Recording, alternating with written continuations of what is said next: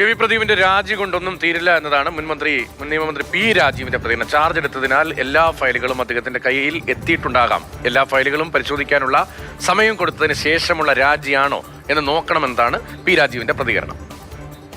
Charge എടുത്തു കഴിഞ്ഞാൽ സ്വാഭാവികമായിട്ട് എല്ലാ ഫയലുകളും ചാർജ് എടുത്ത് വക്കീലിന്റെ അടുത്ത് എത്തിയിട്ടുണ്ടാവും. അപ്പോൾ വക്കീലിന്റെ ആവശ്യം കഴിഞ്ഞിട്ടുള്ള രാജിയാണോ? എല്ലാ ഫയലുകളും പരിശോധിക്കാനുള്ള സന്ദർഭം ഉപയോഗിച്ചതിന് ശേഷമുള്ള രാജിയാണോ എന്ന് പ്രത്യേകം തന്നെ പരിശോധിക്കേണ്ടതുണ്ട്. അപ്പോൾ ഒരു രാജി കൊണ്ട് അവസാനിക്കുന്നൊന്നല്ല, വളരെ ഗൗരവമായ പ്രശ്നങ്ങളുണ്ട്. ഇത് സംബന്ധിച്ച എല്ലാ രേഖകളും വക്കീൽ വഴി കമ്പനിക്ക് ലഭിച്ചു കഴിഞ്ഞിട്ടുണ്ടോ?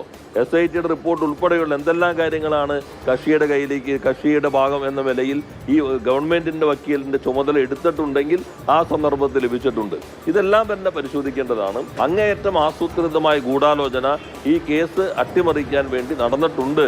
അതിന്റെ ഭാഗമായിട്ടാണ് രാജി. അപ്പോൾ രാജിയിലേക്ക് എത്തിയത് ഇതെല്ലാം കയ്യിൽ കിട്ടിയതിന് ശേഷമാണോ എന്നുകൂടി പരിശോധന നടത്തേണ്ടത്.